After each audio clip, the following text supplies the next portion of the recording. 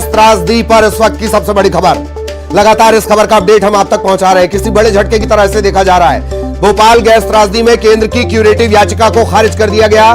संविधान पीठ 5 जजों की संविधान पीठ ने खारिज की है क्यूरेटिव याचिका। 1984 भोपाल गैस त्रासदी में पीड़ितों के लिए मुआवजे की राशि बढ़ाने के लिए केंद्र की क्यूरेटिव याचिका को संविधान पीठ ने खारिज कर दिया।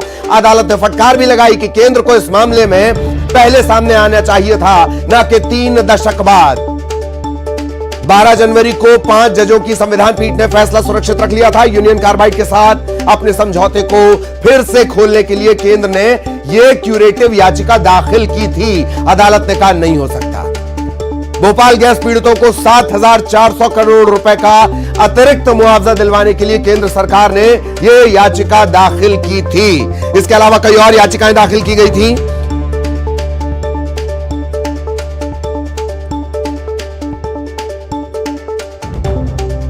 उन्नीस में यह समझौता हुआ था।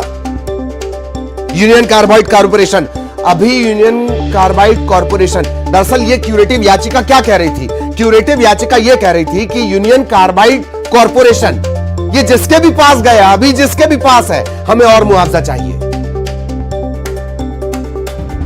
12 जनवरी को न्यायमूर्ति संजय किशन कौल की अध्यक्षता वाली 5 न्यायाधीशों की पीठ ने इस पर अपना फैसला सुरक्षित रख लिया था। सहयोगी सुशील दिल्ली से इस वक्त हमारे साथ जुड़े हुए हैं। सुशील, बड़ा झटका, केंद्र को इस मामले में पहले आना चाहिए था। 3 दशक लग गए, अदालत ने यह भी पूछा है। कितना है आरबीआई के पास? चलिए सुशील, आप तक मेरी आवाज पहुंच रही हो तो भोपाल गैस त्रासदी के लाखों पीड़ितों के लिए इसे झटके के तौर पर देखा जाएगा। केंद्र से यह भी पूछा गया कि आखिर इतनी देरी क्यों हुई, 3 दशक की देरी। तो से अपने आप में एक बड़ा झटका है, न केवल पीड़ितों के लिए बल्कि केंद्र सरकार के लिए बड़ा झटका है, क्योंकि केंद्र सरकार से ये पूछा है सुप्रीम कोर्ट ने कि आखिर क्यूरेटिव याचिका दाखिल करने में 3 दशक क्यों लगा दिया गया। यानी कि केंद्र सरकार की तरफ से 2011 में जो अपील फाइल की गई थी, उसके बाद से लेकर अब तक इस पूरे मामले में कोई इनिशिएटिव नहीं लिया गया, क्योंकि 1989 का ये पूरा करार था जिसमें डाउ कंपनी की तरफ से जो केंद्र सरकार के लिए समझौता हुआ था, वो समझौता दोबारा विचार करने योग्य नहीं है।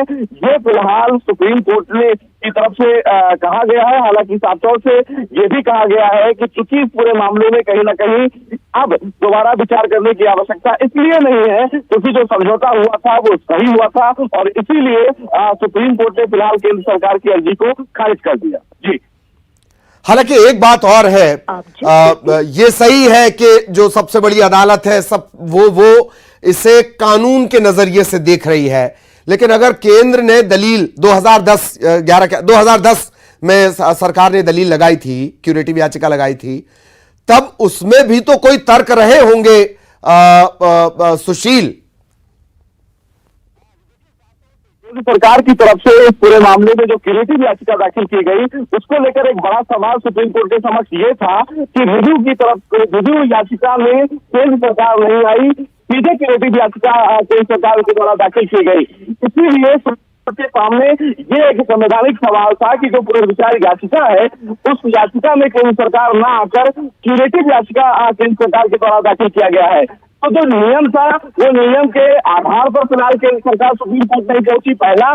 दूसरा, कि जो डाउ कंपनी है, जो पहले यूनियन कार्बाइड कंपनी थी, उससे जो समझौता हुआ था, यानी कि जो तमाम पीड़ितों को मुआवजा देने के लिए जो करार हुआ था, वो करार अब दोबारा विचार करने योग्य नहीं है। और ऐसे में केंद्र सरकार की तरफ से जो मांग थी कि 7400 करोड़ का अतिरिक्त मुआवजा देने के लिए सुप्रीम कोर्ट दोबारा डाउ कंपनी को आदेश दे, जिस पर सुप्रीम कोर्ट ने यह कहा है कि जो समझौता हुआ उस समझौते में कोई गड़बड़ी नहीं थी, लिहाजा केंद्र सरकार की क्यूरेटिव याचिका में दोबारा कोई आदेश देने का औचित्य नहीं बनता।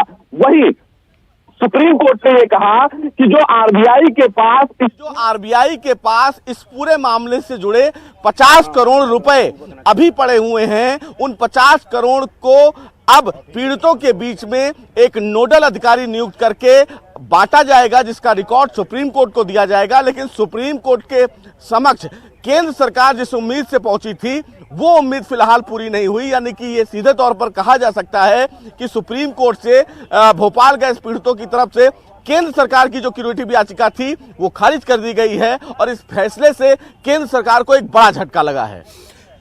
वाकई केंद्र सरकार को एक बड़ा झटका भी लगा है। भोपाल से भी हम रिएक्शन लेने की कोशिश कर रहे हैं। जितेंद्र आपको नजर आ रहे होंगे, जितेंद्र भी हमारे साथ जुड़े हैं, लेकिन इस वक्त मामला दरअसल दिल्ली के पास ज्यादा है और सुशील भी यही जानकारी दे रहे हैं कि यह केंद्र सरकार के लिए ज्यादा बड़ा झटका है। सुशील, एक बात और है, सरकार ने स्टैंड लेने में, अदालत पहुंचने में, दस्तावेजीकरण में देरी की है, फिर चाहे इनकी सरकार हो या उनकी सरकार हो। उनकी सरकार से भी पूछा गया था कि देरी क्यों हुई और इनकी सरकार से भी पूछा गया था कि भाई मनमोहन सरकार की यह क्यूरेटिव याचिका है, आप इस पर क्या सोचते हैं। सुशील, देरी तो हुई है, सबसे हुई है। सुशील जी देखिए, बिल्कुल देखिए, साफ तौर से इस पूरे मामले में कहीं ना कहीं जो तत्कालीन सरकार थी कांग्रेस की, देरी वहां से हुई है। हालांकि जब इस पूरे मामले में क्यूरेटिव याचिका दाखिल की गई तो केंद्र सरकार की तरफ से इनिशिएटिव लेते हुए मामले की जल्द सुनवाई की मांग की गई। 3 बार केंद्र सरकार की तरफ से इस पूरे मामले में जल्द सुनवाई की मांग की गई थी, लेकिन 5 जजों की संविधान पीठ का गठन करना फिलहाल सुप्रीम कोर्ट के समक्ष ही था, इसलिए इस पूरे मामले पर गठन किया गया। लेकिन सबसे बड़ा सवाल इस मामले में यह है कि केंद्र सरकार के साथ साथ राज्य सरकार के द्वारा इस पूरे मामले में समय से कोई बड़ा कदम नहीं उठाया गया और इसीलिए सुप्रीम कोर्ट की तरफ से यह कहा गया कि 3 दशक बीत जाने के बाद केंद्र सरकार क्यूरेटिव याचिका दाखिल करके इस मामले में जो डाउ केमिकल कंपनी है, जो इस पूरी भोपाल गैस पीड़ित मामले में एक एक्यूज के तौर पर देखी गई थी, जिसको फिलहाल सुप्रीम कोर्ट ने 1989 में जब यह पूरा मामला हुआ था तो करार होने के बाद जो मुआवजे की राशि तय की गई थी, उस राशि के बाद दोबारा अब उस समझौते पर विचार करने की औचित्य ना होने की बात सुप्रीम कोर्ट ने कही है। सुप्रीम कोर्ट ने कहा है कि डाउ केमिकल की तरफ से जो समझौता या जो करार हो गया था उसको दोबारा खोलने का अब कोई औचित्य नहीं बनता है, क्योंकि डाउ केमिकल की तरफ से पहले से ही पीड़ितों को पर्याप्त मुआवजा दिया गया।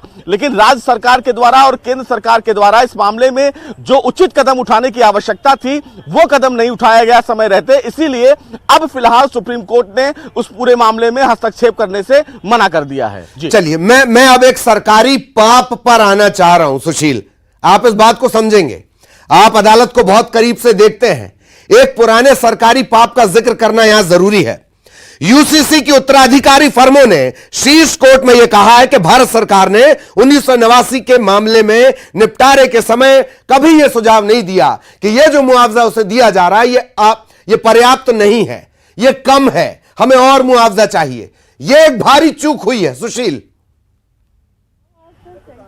जी, इसका जिक्र भी सुप्रीम कोर्ट में किया गया। जब आज जस्टिस संजय किशन कौल इस पूरे मामले में फैसला पढ़ रहे थे तो उन्होंने यूसीसी की इस रिपोर्ट का जिक्र किया और यह कहा कि केंद्र सरकार की तरफ से उस समय यह बिल्कुल कंपनी को नहीं कहा गया कि जो मुआवजा फिलहाल पीड़ितों को दिया जा रहा है वो मुआवजा कम है। और ऐसे में 3 दशक के बाद सरकार सुप्रीम कोर्ट आती है और यह कहती है कि डाउ केमिकल को दोबारा करार के लिए सुप्रीम कोर्ट आदेश जारी करे, यह तर्क संगत नहीं है। तो ऐसे में यह सरकार की तरफ से एक बड़ा बिग होल देखने को मिला। यह बड़ा लैप्स था कि सरकार की तरफ से इस पूरे मामले में उस समय कोई ठोस कदम नहीं उठाया गया, क्योंकि उस समय मनमोहन की गवर्नमेंट थी और उस समय उनकी तरफ से कोई कदम ना उठाने के बाद 2011 में क्यूरेटिव दाखिल किया गया। ऐसे में सरकार की तरफ से उस समय अगर कोई उचित कदम उठाया जाता तो निश्चित रूप से जो इस भोपाल गैस कांड के जो पीड़ित थे, जो इस दर्द को झेल रहे थे, उनको पर्याप्त मुआवजा मिलता। लेकिन यह कहीं ना कहीं एक सरकार की तरफ से एक बड़ा लैप्स था, जिसकी वजह से आज सुप्रीम कोर्ट से केंद्र सरकार को राहत नहीं मिली और ना पीड़ितों को अतिरिक्त मुआवजा मिला। जी।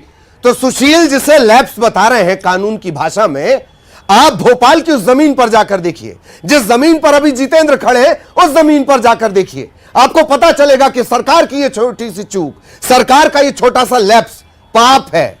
लाखों लोगों की जिंदगियां, लाखों लोगों की पीढ़ियां बर्बाद हो चली हैं और जिंदगी भर आगे आने वाली पीढ़ियां भी इसी तरीके से बदकिस्मत, अभिशप्त पैदा होंगी। उनका जीवन उन्हें नहीं लौटाया जा सकता, उनका अच्छा जीवन उन्हें नहीं लौटाया जा सकता, पर उन्हें कम से कम इतने पैसे दिए जा सकते थे कि वो जिंदगी के लिए जंग, जिंदगी के लिए जद्दोजहद कर सकें। पुरानी सरकारों के ये पाप मैं उनका भी जिक्र कर रहा हूं जो अपनी गाड़ी में बैठकर एंडरसन को एयरपोर्ट छोड़ने गए थे, उनका भी जिक्र है इस बात में, वो भी इस पाप के भागी हैं। जितेंद्र, आपके पास आना चाहूंगा, क्या रिएक्शन याचिका खारिज? बिल्कुल ललित, अगर बात करें तो ये फैसला उन तमाम गैस पीड़ितों के दर्द पर नमक की तरह छिड़का गया है, क्योंकि कह सकते हैं कि उस समय की तत्कालीन सरकारों ने जितनी देर कर दी उसी की वजह से आज ये फैसला रद्द या खारिज हुआ है, क्योंकि 3 दशक से ज़्यादा का समय हो चुका है। अगर ये बात पहले आगे बढ़ाई जाती और मुआवजे को लेकर पुनर्याचिका पहले लगाई गई होती, सरकारों के द्वारा इतना ज़्यादा एक्टिवनेस पहले दिखाया गया होता, तो कहीं ना कहीं आज गैस पीड़ितों को इतना परेशान नहीं होना पड़ता। आज फिर उन्हें उनकी यादें फिर से ताज़ा हो गई, वो जो दर्द भरी रात थी वो उनके लिए फिर से ताज़ा हो गई, क्योंकि उन्हें उम्मीद जगी थी इस फैसले से कि आज उन्हें फिर से कुछ ना कुछ राहत की मरहम मिल जाएगी, मगर उन्हें फिर निराशा हाथ लगी है। तो कह सकते हैं भोपाल वासियों को फिर से एक बार दर्द भरी रात का सामना करना पड़ा है। ललित, ठीक ठीक ठीक, बिल्कुल जितेंद्र, जितेंद्र आप लगातार हमारे साथ बने रहिएगा। सुशील, मैं आपको देख पा रहा हूं, क्या कोई अपडेट इससे जुड़ा इस वक्त आपके पास है? एक बात, दूसरी बात, आपने 50 करोड़ का जो जिक्र किया है सुशील, जो आरबीआई के पास है, वकील साहब पहुंचे हुए मेरे ख्याल से। सुशील प्लीज अपडेट करवाएं जी।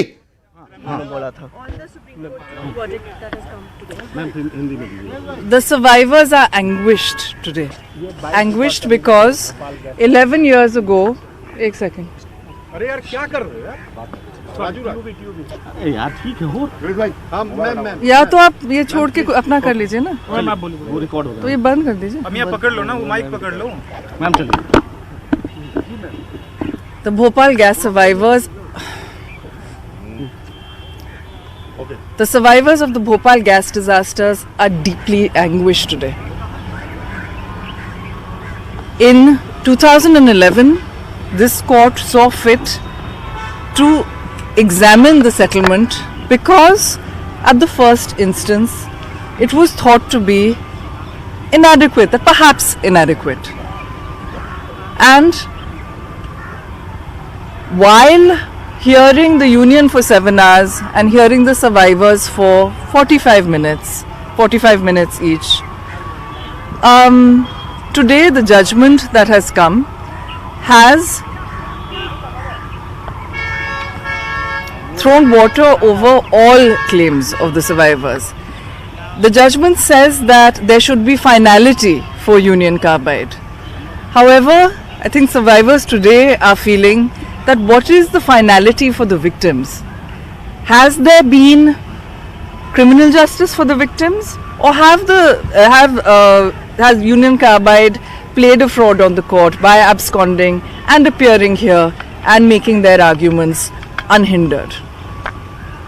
Have the victims been paid the amounts that can allow some kind of small justice, some kind of moving on with their lives? Or have they been paid 25,000 rupees in one tranche and then 25,000 rupees interest for a lifetime of agony and misery and pain, despite the union government's figures that were not allowed to be presented to the court? This is our Supreme Court. It is our court, and we will obviously have no option but to abide by this decision, and we will see this judgment and examine whether there is any possibility of the union making good what they should do. The union acknowledged before 5 judges that sufficient compensation has not been paid.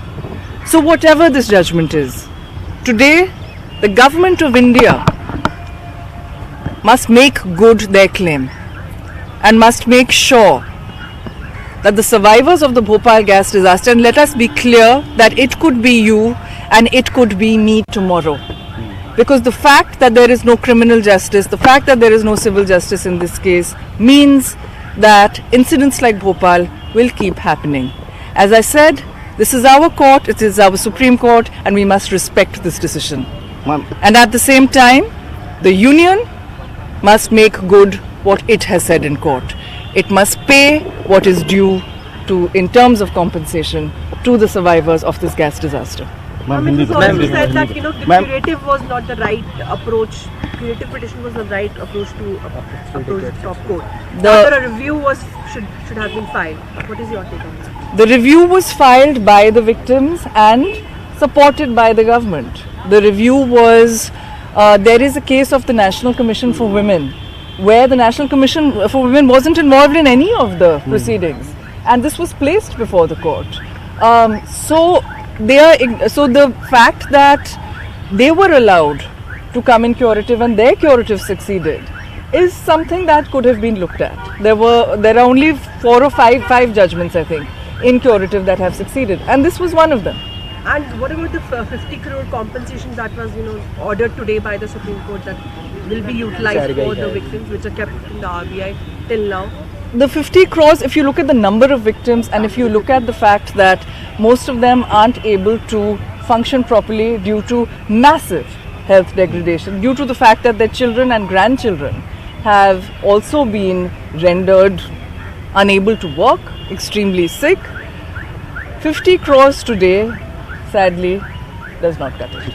Ma'am Hindi में एक बार पूरे फैसले को कैसे देखती हैं? क्या ये केंद्र सरकार की तरफ से एक बड़ा लैप्स है, क्योंकि कहीं ना कहीं आप लोग लगातार लड़ाई लड़ती रहीं लेकिन अब फैसला आपके पक्ष में नहीं?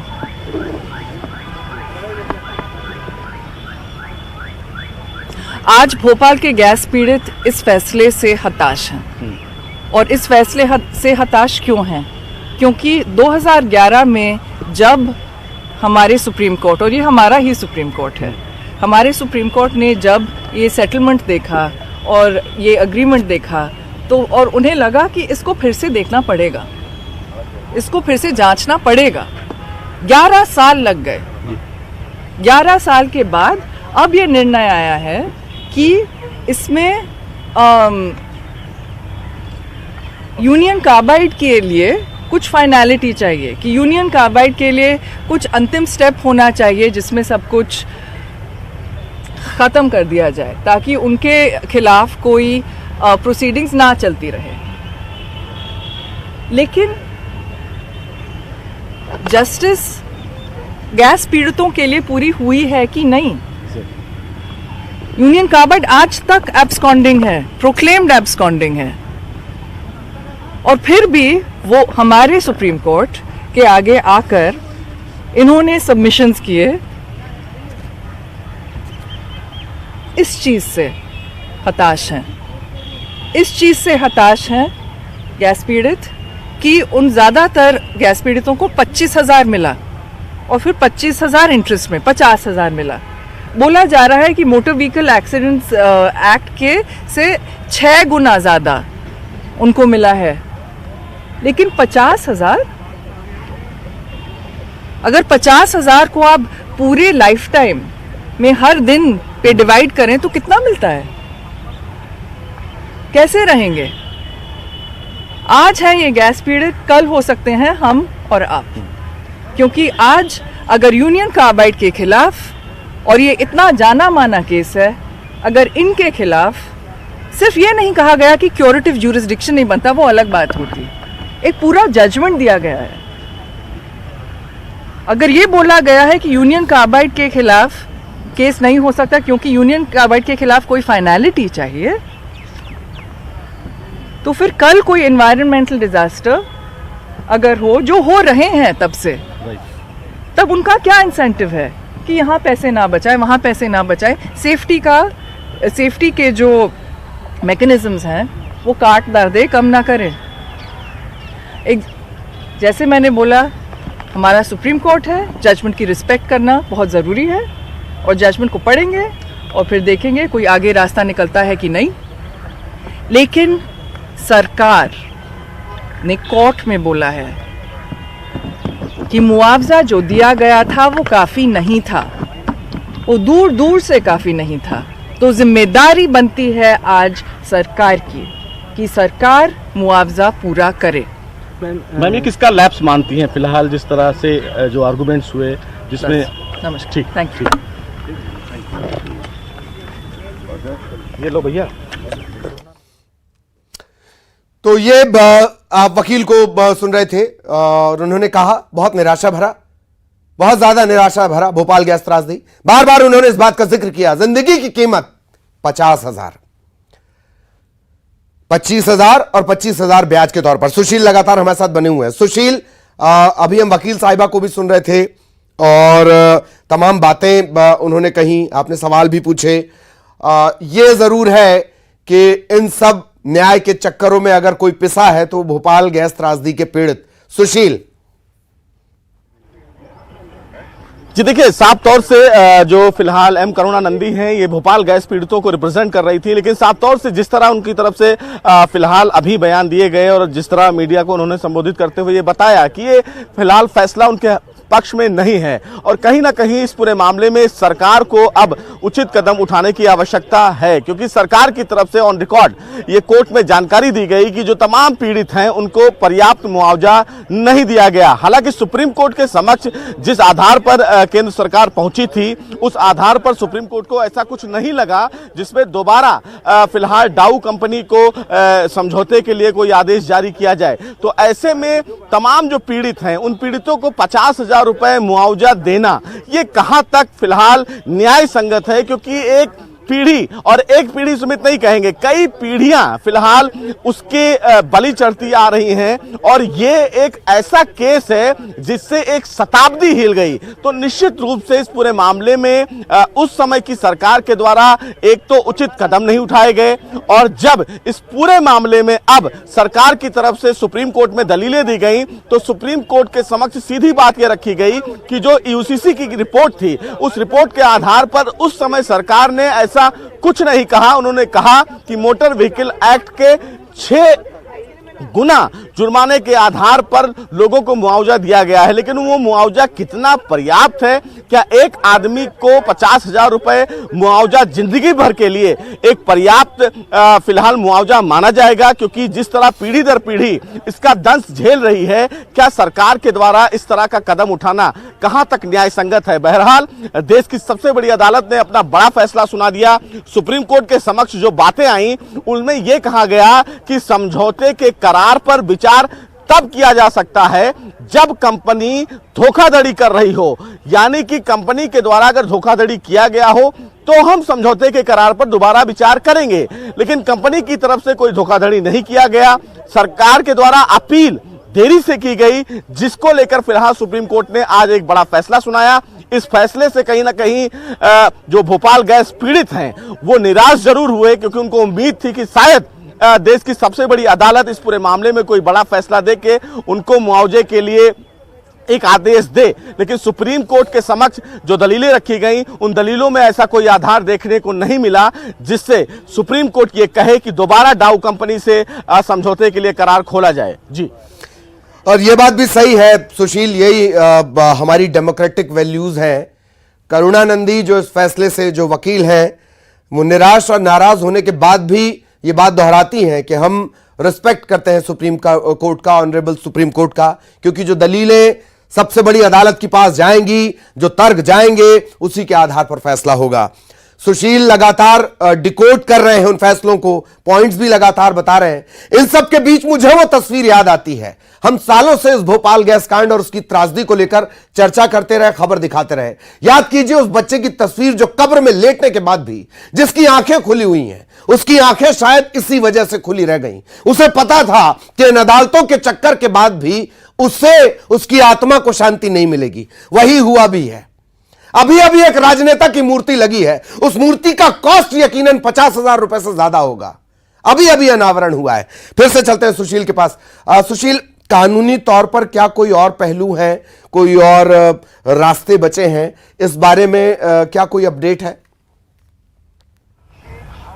जी, देखिए करुणानंदी जो फिलहाल अभी आप उनको सुन ही रहे थे, उनकी तरफ से ये कहा गया है कि वो भी पूरे जजमेंट की कॉपी को रीड करेंगी, उसके बाद देखेंगी कि क्या वो क्यूरेटिव के आधार पर दोबारा सुप्रीम कोर्ट से इस पूरे मामले में कुछ अपेक्षा कर सकती हैं, मांग करेंगी या नहीं करेंगी। ये फिलहाल मामला बात का है, लेकिन सुप्रीम कोर्ट के समक्ष जो फिलहाल किसी भी फैसले का जो अंतिम फिलहाल मामला होता है सुप्रीम कोर्ट में, किसी भी फैसले के विचार का, वो क्यूरेटिव होता है। क्यूरेटिव के बाद फिलहाल किसी भी व्यक्ति के पास कोई आधार नहीं बनता कि वो अदालत में दोबारा अपील करे। अब इस पूरे जाहिर मामले तौर में अगर दोबारा पीड़ितों की तरफ से कोई अर्जी दाखिल की जाती है तो एक नई अर्जी दाखिल की जाएगी जिस पर विचार की मांग की जाएगी। लेकिन अब इस पूरे मामले में, इस केस में अब कोई आधार नहीं बचा जिस पे सुप्रीम कोर्ट दोबारा विचार करे, क्योंकि किसी भी फैसले में रिव्यू होता है, रिव्यू के बाद क्यूरेटिव होता है। क्यूरेटिव की भी जो फिलहाल यहां पर अब उपेक्षा थी वो खत्म हो गई है, यानी क्यूरेटिव को भी सुप्रीम कोर्ट ने खारिज कर दिया। सुप्रीम कोर्ट ने यह मान लिया कि जो भी करार हुआ था भोपाल गैस पीड़ितों की तरफ से कंपनी के और सरकार के द्वारा लोगों को मुआवजा देने के लिए, वो फिलहाल पर्याप्त राशि है। सुप्रीम कोर्ट में केंद्र सरकार उस कंपनी के करार को लेकर कोई नई तथ्य नहीं दे पाई, जिसकी वजह से सुप्रीम कोर्ट ने आज स्पष्ट किया। जस्टिस संजय किशन कौल की तरफ से यह कहा गया कि कंपनी ने अगर धोखाधड़ी की होती तो करार दोबारा खोला जाता, लेकिन भारत सरकार की तरफ से भी सुप्रीम कोर्ट में कोई ऐसा नया आधार नहीं दिया गया जिससे यह माना जाए कि कंपनी ने तमाम पीड़ितों की तरफ से कोई बहुत बड़ा धोखाधड़ी किया है जिस पर 7400 करोड़ दोबारा मुआवजे की जो राशि है वो उन पर थोपी जाए। तो ये कहीं ना कहीं एक लैप्स है सरकार की तरफ से, तत्कालीन सरकार की तरफ से एक बड़ा लैप्स है कि उन्होंने समय रहते सुप्रीम कोर्ट का रुख नहीं किया। पुनर्विचार याचिका दाखिल की गई, लेकिन पुनर्विचार याचिका में सरकार ने बाहर से सपोर्ट किया, ऑन रिकॉर्ड उन्होंने सुप्रीम कोर्ट का दरवाजा नहीं खटखटाया था। तो ये कई आधार थे जो समय रहते हुए सरकार के द्वारा कदम नहीं उठाए गए, जिसका दंश कहीं ना कहीं और जिसका एक झटका पीड़ितों को फिलहाल अब। सुशील, इस पर अभी चर्चा करेंगे। आप लगातार प्लीज हमारे साथ बने रहें। कुछ और पहलुओं को लेकर भी हम सुशील से चर्चा करेंगे, रिएक्शन आएंगे, कुछ और लोगों से जुड़ने की कोशिश भी करेंगे। छोटे से ब्रेक के लिए रुक रहे हैं।